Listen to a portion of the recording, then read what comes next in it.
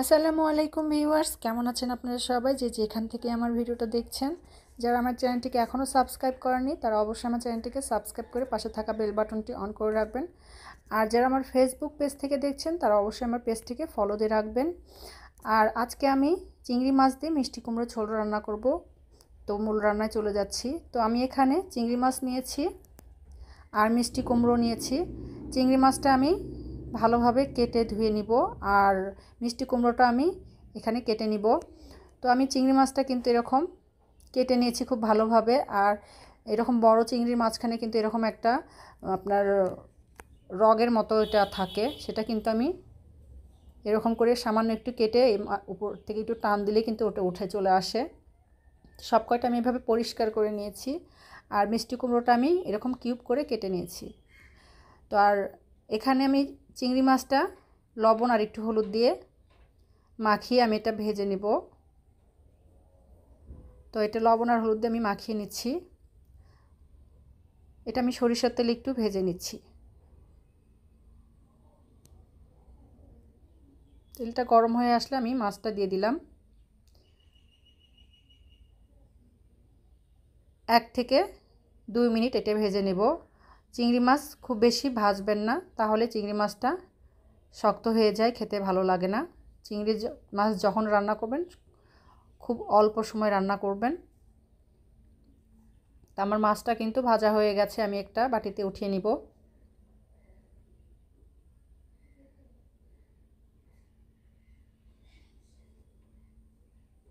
তো হয়ে গেছে মাছটা ভাজা। আমি এখানে আরেকটু সরিষার তেল দিয়ে দিচ্ছি আর এখানে জিরা দিয়ে দিচ্ছি। হালকা একটু জিরাটা ভাজবো, একটু মিষ্টি ফ্লেভার আসলে তারপরে আমি এখানে পেঁয়াজ কুচি দিয়ে দিলাম। পেঁয়াজটা একটু হালকা হালকা বাদামি কালার ভাজার পর আমি এখানে আদা রসুন জিরা একসঙ্গে আমার পেস্ট করা আছে একসঙ্গেই, তো সেটা আমি দিয়ে দিলাম। সব মিলিয়ে আপনার পরিমাণ মতো দিয়ে দিবেন। এটা কিন্তু মশলাটা একটু কমই দেওয়ার চেষ্টা করবেন।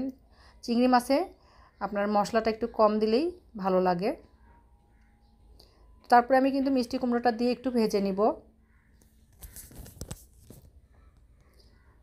পরিমাণ মতো একটু লবণ দিয়ে দিচ্ছি। আর এই তেলে আমি একটু মিষ্টি কুমড়োটা একটু ভেজে নিচ্ছি। তারপর আমি এখানে হলুদের গুঁড়ো মরিচের গুঁড়ো দিয়ে একটু নাড়া দিয়ে দিব। তারপর কষানোর জন্য আমি একটু পানি দিয়ে দিচ্ছি। একটু নাড়াচাড়া দিয়ে আমি ঢাকনাটা দিয়ে লাউটা সিদ্ধ হয়ে আসা পর্যন্ত রান্না করব। 2 থেকে 3 মিনিট পর ঢাকনাটা উঠিয়ে নিয়েছি। তো এরকম লাউটা যখন একটু সিদ্ধ হয়ে আসবে আর আপনার একটু কষানো হয়ে যাবে, তখন কিন্তু আমি হওয়ার যে পানিটা সেটা আমি দিয়ে দিব। এই পর্যায়ে কিন্তু আমি এই চিংড়ি মাছটা এখানে দিয়ে দিচ্ছি। চিংড়ি মাছটা দিয়ে আমি এখানে একটু কষিয়ে নিচ্ছি।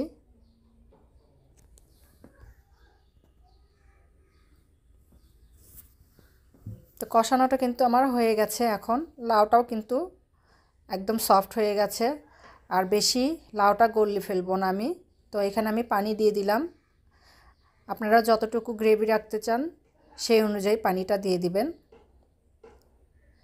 তো উপর দিয়ে আমি একটু কয়েকটা কাঁচামরিচ দিয়ে দিচ্ছি। তারপরে ঢাকনাটা দিয়ে আমি 3 থেকে 4 মিনিট রান্না করব।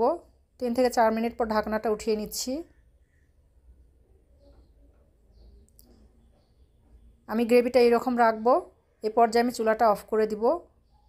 এটা ঠান্ডা হয়ে আসলে আরেকটু ঘন হয়ে আসবে। তো আমি এখন একটা বাটিতে ঢেলে নিচ্ছি। তো আমার রান্নাটা কিন্তু কমপ্লিট।